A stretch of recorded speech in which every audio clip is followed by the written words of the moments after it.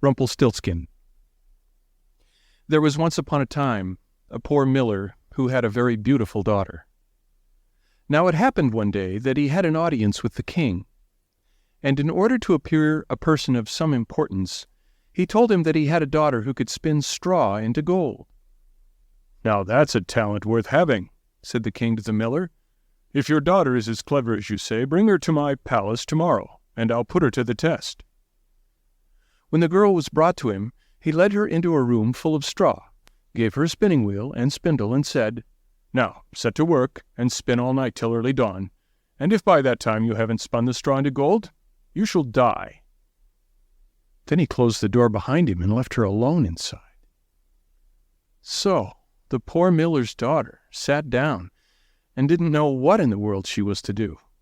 She hadn't the least idea of how to spin straw into gold, and became at last so miserable that she began to cry. Suddenly the door opened, and in stepped a tiny little man, and said, "Good evening, Miss Miller-maid. Why are you crying so bitterly?" "Oh," answered the girl, "I have to spin straw into gold, and haven't a notion how it's done." "What will you give me if I spin it for you?" asked the Mannequin. "Well, my necklace," replied the girl. The little man took the necklace, sat himself down at the wheel, and whirr, whirr, whirr, the wheel went round 3 times, and the bobbin was full. Then he put on another, and whirr, whirr, whirr, the wheel went round 3 times, and the second too was full. And so it went on till morning, when all the straw was spun away, and all the bobbins were full of gold. As soon as the sun rose, the king came, and when he perceived the gold, he was astonished and delighted. But his heart only lusted more than ever after the precious metal. He had the miller's daughter put into another room full of straw, much bigger than the first, and bade her, if she valued her life, spin it all into gold before the following morning. The girl didn't know what to do, and began to cry. Then the door opened as before, and the tiny little man appeared and said, "What'll you give me if I spin the straw into gold for you?" "The ring from my finger," answered the girl. The Mannequin took the ring, and whirr, round went the spinning wheel again, and when morning broke, he had spun all the straw into glittering gold. The king was pleased beyond measure at the sights, but his greed for gold was still not satisfied, and he had the miller's daughter brought into yet bigger room full of straw, and said, "You must spin all this away in the night, but if you succeed this time, you shall become my wife."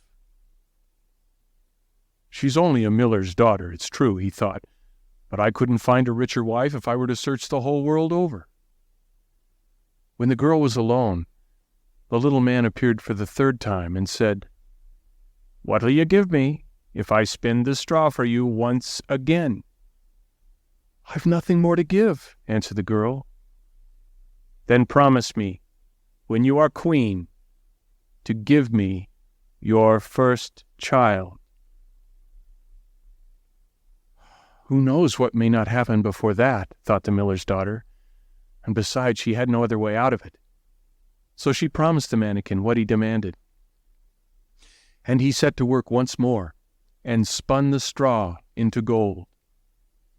When the king came in the morning, and found everything as he had desired, he straightway made her his wife, and the miller's daughter became a queen.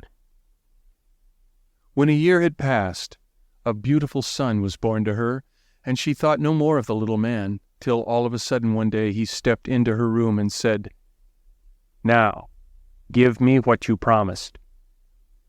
Oh, the queen was in a great state, and offered the little man all the riches in her kingdom if he would only leave her the child. But the Mannequin said, "No, a living creature is dearer to me than all the treasures in the world."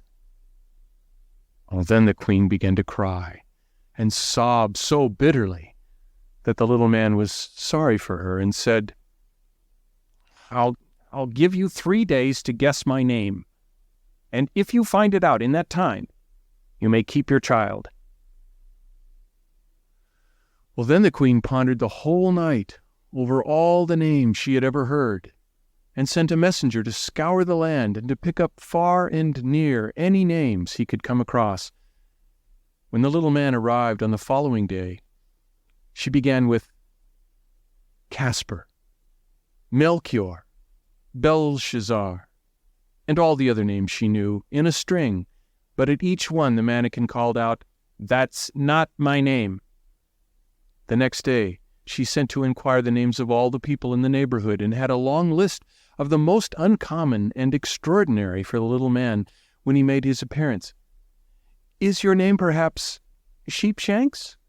Crookshanks? Spindleshanks?" But he always replied, "That's not my name."